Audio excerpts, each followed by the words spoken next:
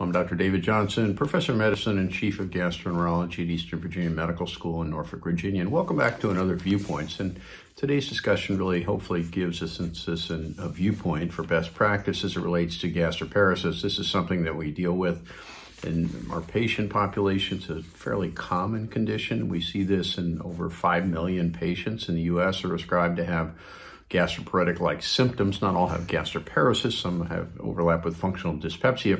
But I wanted to combine two recent excellent concepts of medical education that come from Dr. Michael Camilleri, clearly the godfather of the upper GI motility, and then the AGA best practice strategies as it was championed by Dr. Brian Lacey, Jan Tak, and Prakash Gawali, all experts in the field of motility for sure.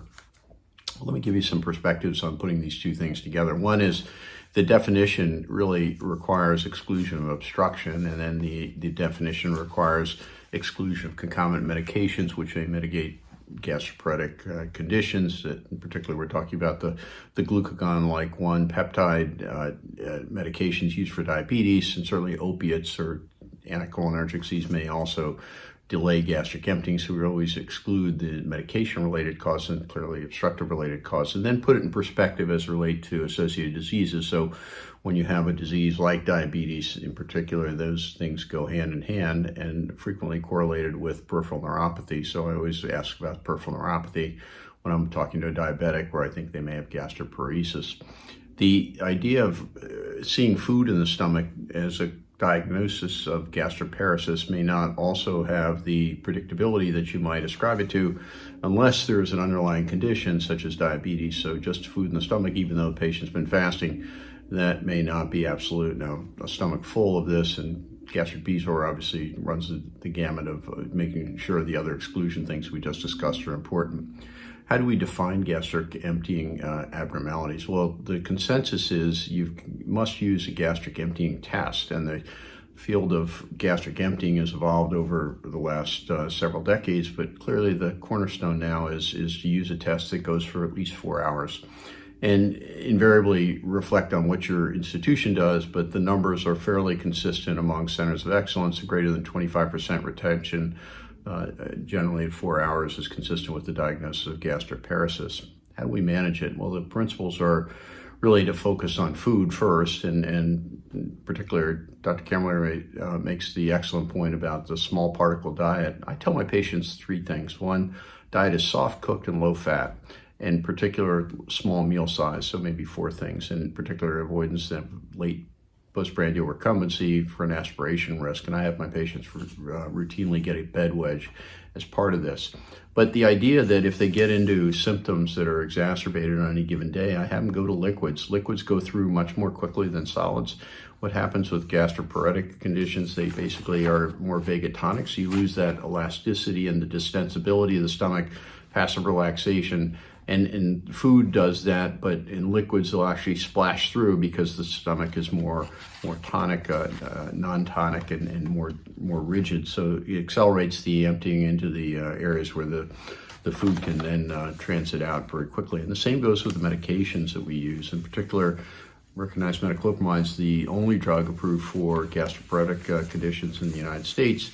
And the tablets, to me, are somewhat of an issue. Recognize that we're always concerned about the neurologic, and in particular the tardive dyskinesia risks. The neurologic risks seemingly are less than reported over the more recent data. The neurologic risk in general is around 1.7 per 100,000, and neurologic related to tardive dyskinesia is 0.14 per 100,000, so a lot lower, but nonetheless, I have my patients recognize these are reported side effects, recognize this is a big med mal issue. Lawyers still advertise about the use of this. Recognize the use of metoclopramide is approved for, in this country, 12 weeks, which it makes no sense when you talk about a chronic relapsing condition. But do recognize that metoclopramide has a tachyphylaxis effect. Dr. Camilleri makes a great point about using a 7 to 10 day window where you put the patients on more on liquids or a blend-rise diet, get them off the metoclopramide for a bit of time, and then let them kind of re-equilibrate. Liquid metoclopramide may be also a trick that you can use and stay to a lower dose. So again, remember the solids go through less quickly. The tablet would be the same. The dose of metoclopramide is 10 milligrams 3 times a day, and 5 to 10 milligrams. So you potentially can get by with a lower dose if you give the liquids, again, allowing that splash through as it goes through the gastrotonic effect of the stomach.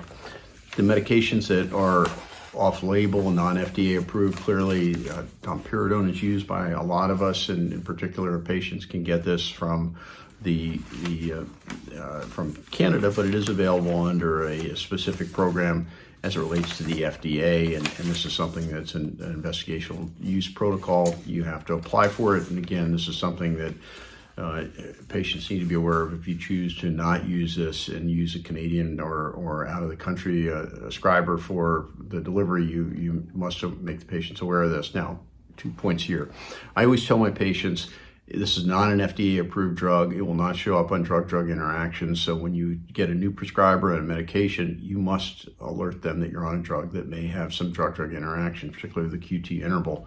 Recognize we won't even provide the drug if the baseline EKG is greater than 470 microseconds for the QT interval for males, or greater than 450 microseconds for females. So a baseline EKG, and then we require an EKG at least yearly and require a visit every 6 months. Those are just my best practice recommendations, not recommended necessarily in these most recent articles. But then do the timeout, make sure that you document that the non-FDA approved, et cetera, and that they do the timeout for drug-drug interactions.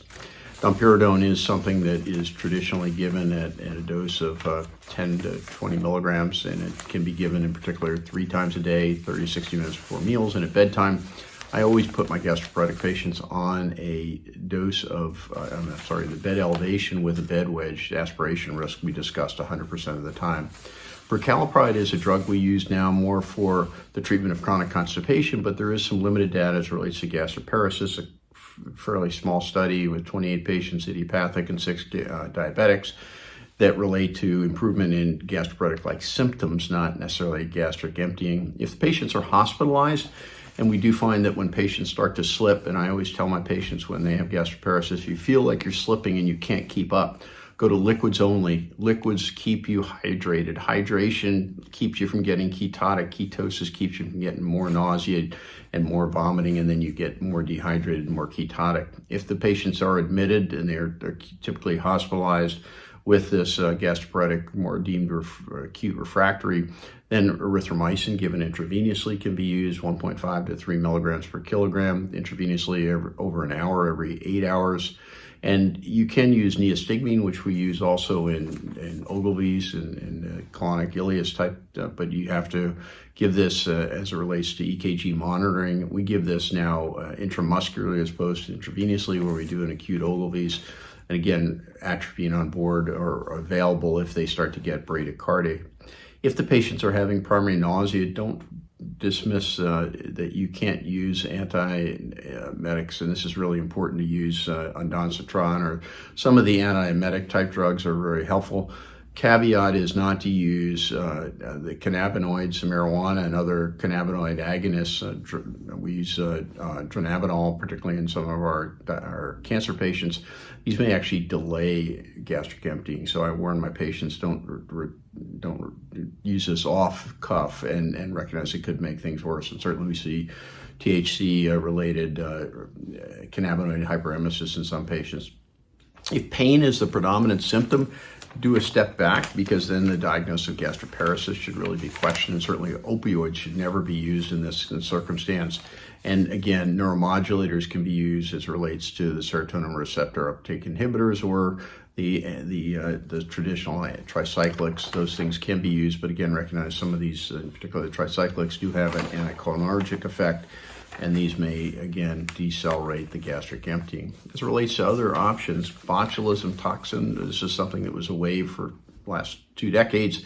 The randomized controlled trials in this have not shown that it accelerates emptying, and again, this is something that really is not recommended, and certainly the evidence around that is non-supportive. Gastric surgery as it relates to surgical pyloroplasty is fairly radical for these patients, but has been used, and this is certainly something that has been effective.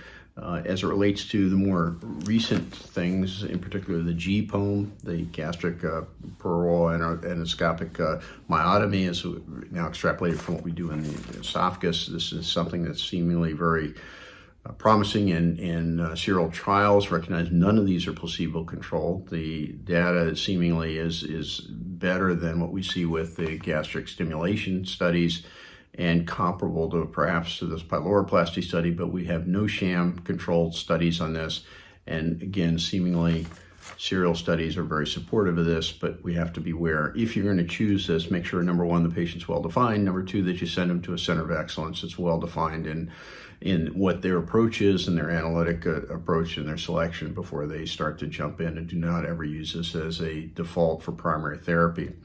So overall, we have a critical need for sham therapies. We have an evolving, perhaps new opportunity for new therapies, but we're stuck with metoclopramide and domperidone as our old therapies. We'd beware of those and understand some of the new potential caveats and recommendations for best practice. And hopefully this will steer you well in your next interaction with a very perplexing and frustrating complex of symptoms and best practice strategies, but hopefully this will lead you well to your next interaction. I'm Dr. David Johnson. Thanks again for listening.